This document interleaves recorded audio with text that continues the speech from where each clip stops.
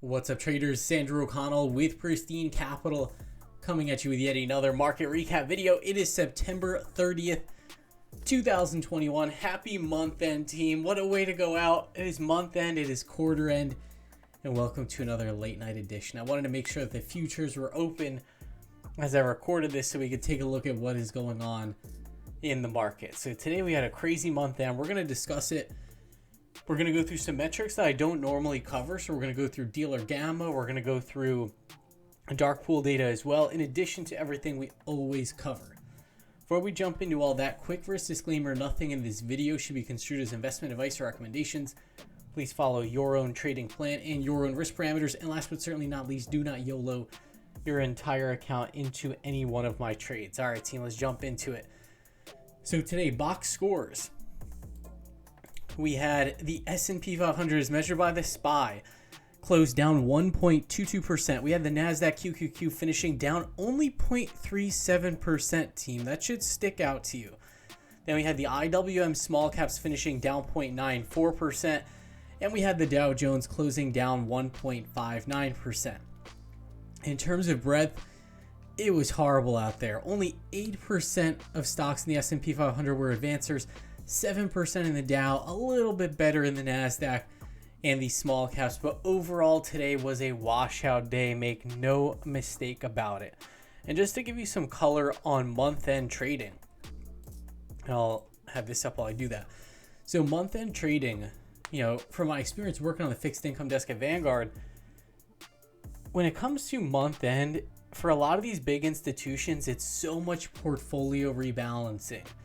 I remember working on the desk, and every month end they would give us, free lunch, just because it was always so hectic, always so busy, and they knew we were not going to be getting up from our desks at month end, and it would always just be like so much trading volume.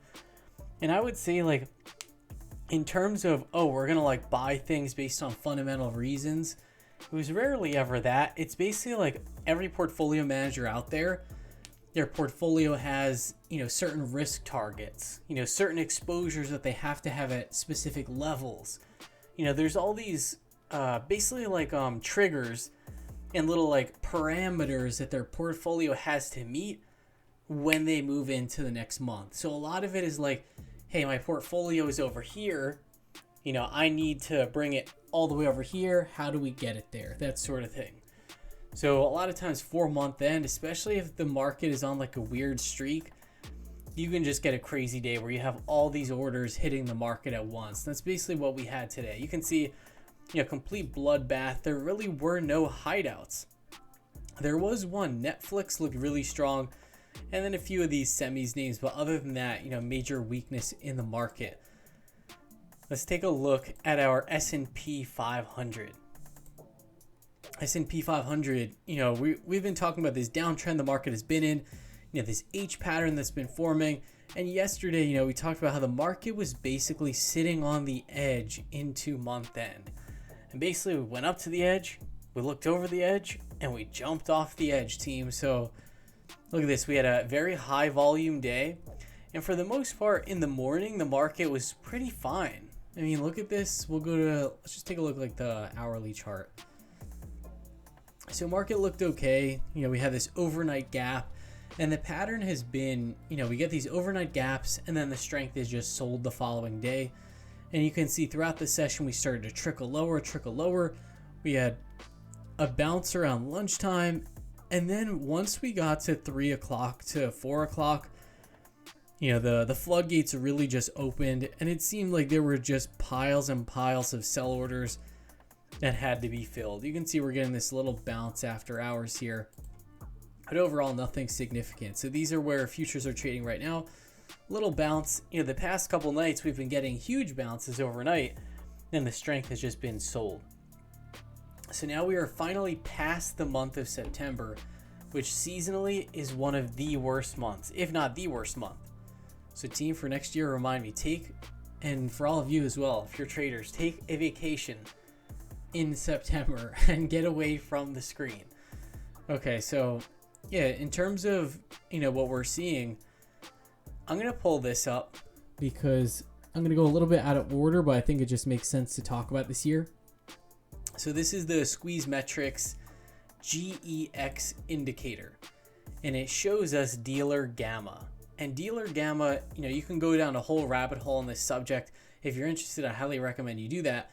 But for the purposes of this video, when dealer gamma is positive, that means that as investors are buying bullish positions, they might be buying call options on stocks. In order to hedge themselves, the dealer will be taking the opposite side. They might be selling the stock. So in a way, it's like investors are buying calls. The dealer is hedging by selling that instrument. And you sort of get these dealers that are smoothing out all of these market moves. When dealer gamma flips negative, which it is right now, dealer gamma is extremely negative. We have negative 5.6 billion of net dealer gamma. That means that as investors, say they buy puts, they buy bearish positions, the market maker is going to be selling stock to hedge their portfolio. Same thing, if they start buying calls, the dealers will be buying stock. So I've done the work on this in Python, just doing a data analysis. I did it about a year ago. And what I found is that when this dealer gamma flips negative, the dispersion of returns widens out. I didn't find a directional bias. What I found was, like right now we're sitting at the most negative dealer gamma ever. Based on what I've studied on this indicator, tomorrow is going to be a big day, either to the upside or the downside. Of course, we'd all like to know, which way is it going to go? My bias is leaning towards the upside. But basically, the market could really go off the rails here. It's the upside or downside. Sometimes the market makes a huge dip, and then you just get that rip your face off rally the next day. It could certainly be that as well. But I just think it's super important. This dealer gamma, a lot of other times it's flipped into this negative territory. It does end up being, the local market bottom. So if you check right here, this last time it hit this extreme level, that was, a bottom. If you look over here, same thing. So yeah, a lot of times it does occur this way at bottoms. I'm not going to take that for granted and just say oh yeah, this was definitely the market bottom though. Because this is definitely a very unique situation that's going on in the market. But yeah, I think tomorrow will likely be a big day. Yeah, and you can see almost all of these. This one right here, for instance, this one didn't occur at a bottom. This was an extreme reading. This one certainly did as well. So yeah, I think it's tomorrow we're probably going to have a big day. And then this Squeeze Metrics DIX, this measures dark pool activity. And what I'm seeing here that this ticked up, that means that there were dark pool participants, hedge funds, market makers, etc., that they were buying stocks, during this sell-off. So my bias is, we could get a really nice bounce day tomorrow, but I just know, okay, tomorrow expect a really big day. So we'll see, does this turn into that, 10% crash and tomorrow's literally the day, it all falls apart? Could be, but it could also very well be, you see how this new monthly value area is turned on? It could easily be we get a huge bounce and suddenly we're right inside of this monthly value area. And that's certainly the way I'm positioned and the way that I am leaning. Let's take a look at the Nasdaq real quick. We spent a lot of time on that, so I'm going to zip through the rest here. So the Nasdaq, this has been very weak.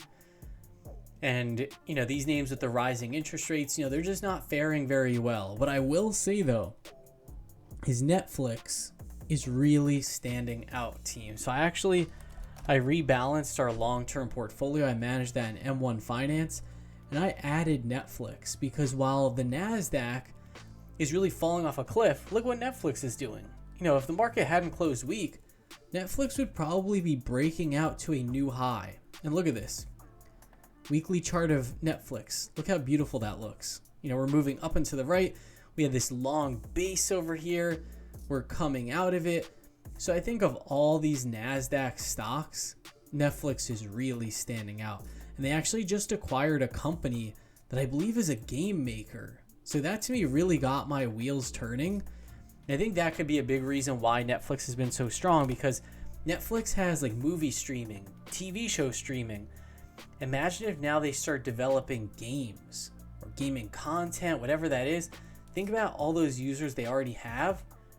that could be something really significant. So I think that's the reason why, like, for instance, look at Netflix and then look at, another fantastic company. I love Google as well, but look at what Google's doing.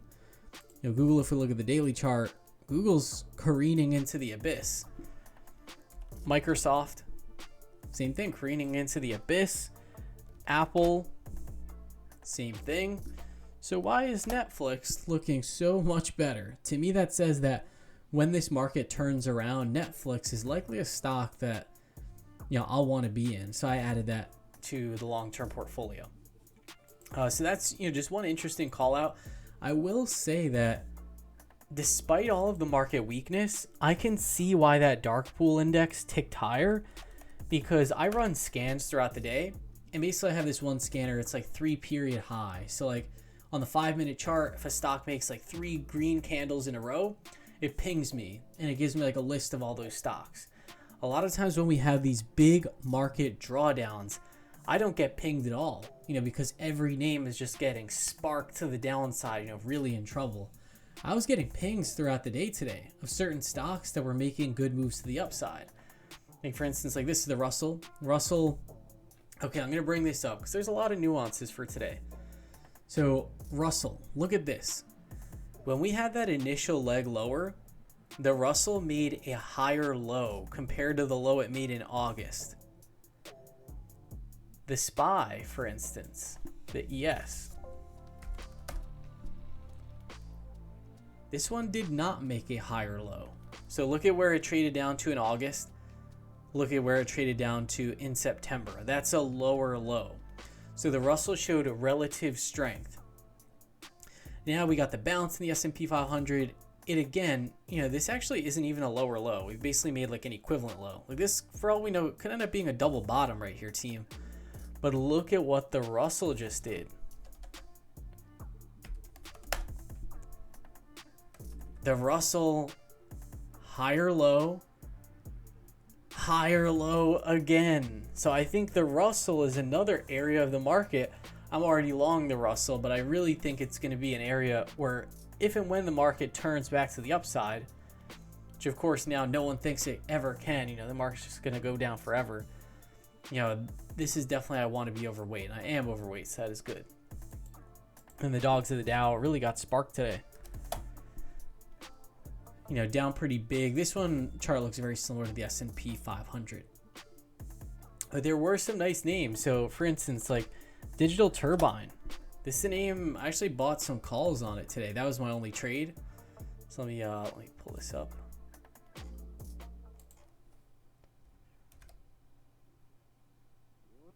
Oh yeah, I actually did 2 trades. There we go. So I closed out my Alibaba calls for a very small winner, basically a scratch. For $6.55, I paid $6.20. That one, it was expiring October 15th. And I was like, you know what, I'm taking this off. And then I got long the Digital Turbine November calls. The 65 strikes for $9.30. And yeah, Digital Turbine closed positive on the day. So I was seeing throughout the day names that were positive. Like this one I'm long as well. ONDS. This one closed up 1.33%. So this was like a washout, but there were some, better indications of what was going on. Another thing that I noticed personally is, take a look at our crypto market, team.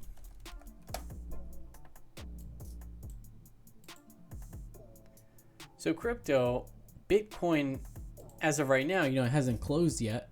It closed at midnight. Bitcoin is trading slightly positive. Flat to slightly positive, up 0.17%. Ethereum is down slightly, down 1.26%.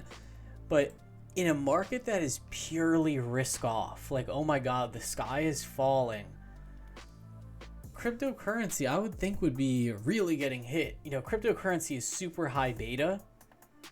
So why was crypto not down today? That's another little like divergence that I'm seeing. Like, unless these markets have completely decoupled from each other, but I don't really see that being the case. Yeah, pretty much it's always when there's a liquidity grab, like people are getting crushed on their positions.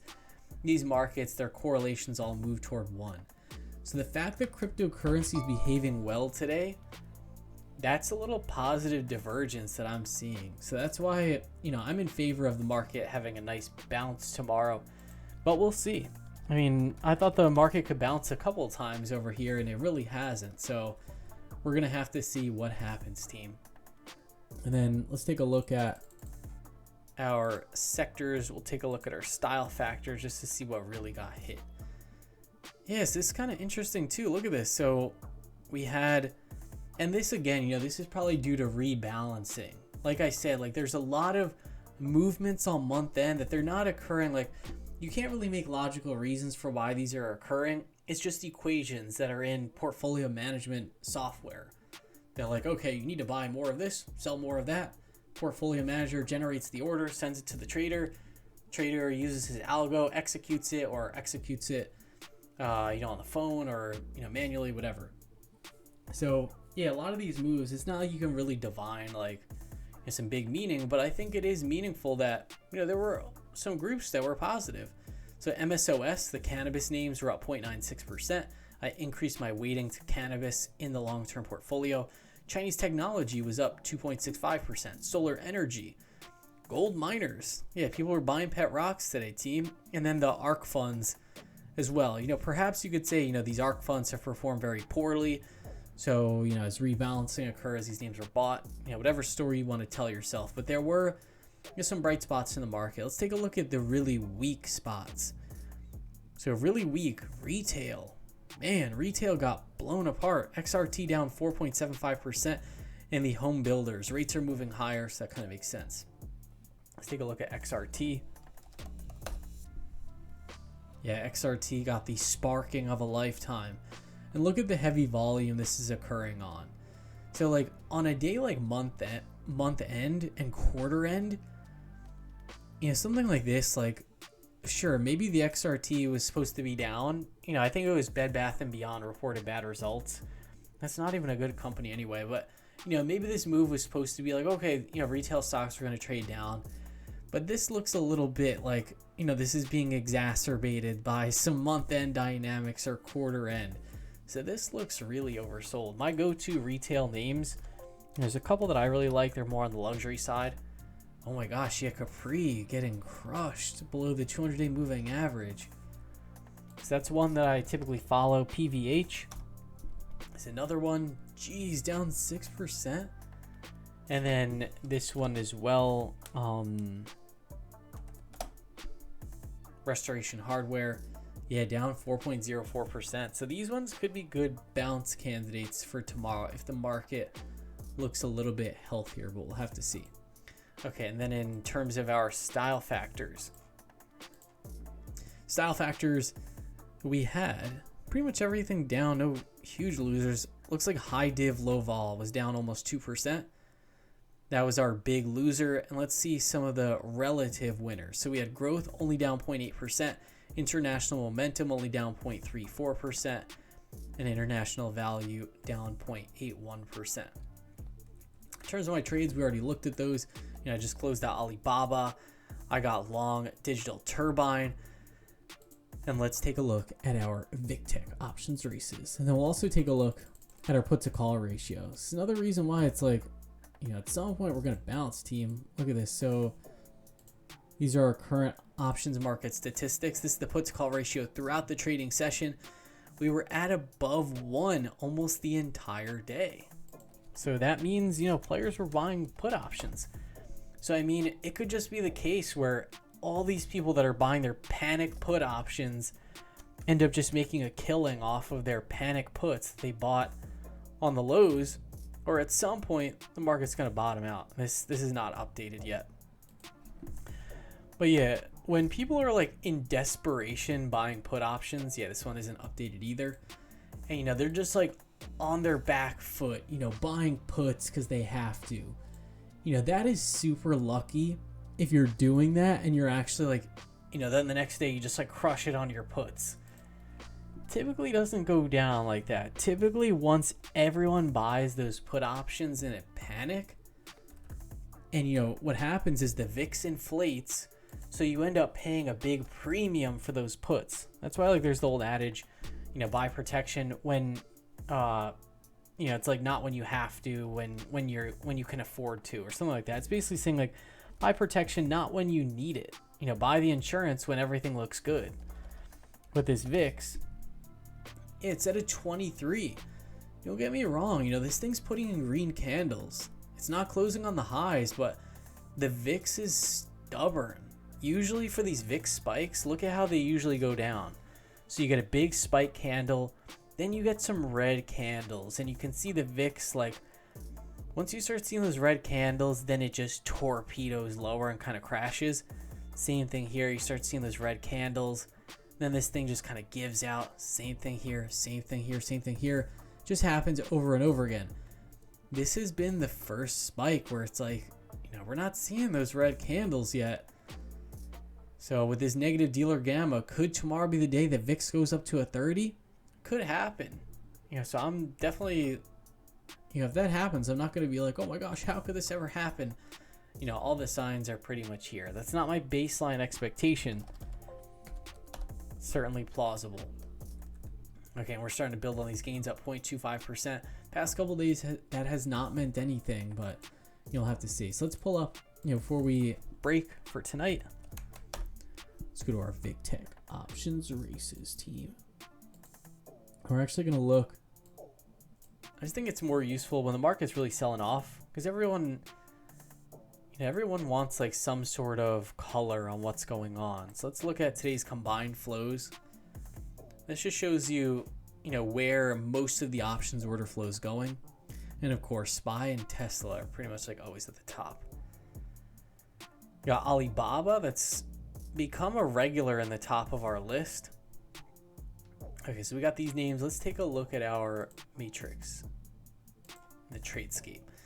Okay, so let's assess the situation. Some of these big areas, you can see this is a mix, you know, for SPX, mix of puts and calls.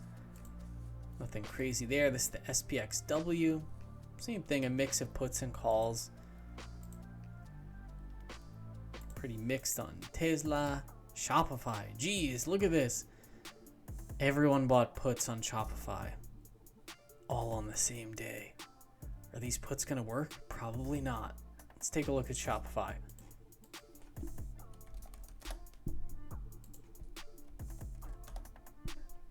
Yeah, Shopify was positive.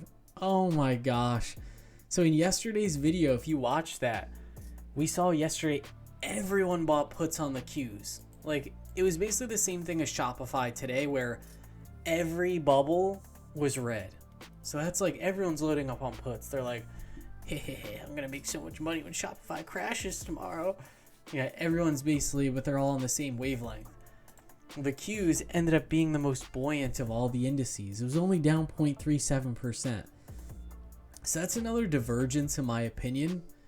This sell-off has been primarily concentrated in the Nasdaq. And the Nasdaq was the index that really was unscathed today. It was only down 0.37%. So that's another, like, yeah, this seems more like a month-end like train wreck than like conviction selling, you know, for a fundamental reason. But, you know, we'll have to see. Yeah, but Shopify, that one, we'll have to see what it does tomorrow. Alibaba, let's take a look. Okay, so we got a mixture here. A lot of the biggest orders are puts. We got a mix. Now let's take a look at some of these FANG names. Okay, let's take a look at Netflix. Yeah, everyone's loading up on calls. Look at this. And this name, it's very close to a breakout team. So let's see what they're buying. This person bought the October 620s, October 575s. Yeah, these are all like very short-term calls. What the heck?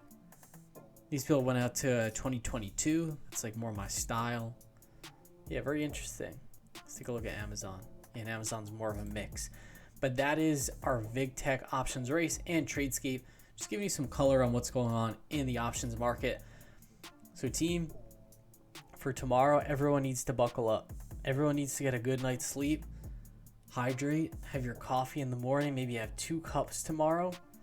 Because tomorrow, whether it's up or down, it's going to be an eventful day. Tomorrow for our recap, we might come in and we'll be like, team, we had the crazy bounce. You know, we got back into this value area. Or we could be like, team, we hit the bottom end of this channel and got even oversold, through it. So we're going to have to find out together, team. That being said, hope you all have an awesome rest of your night, and I'll see you all tomorrow.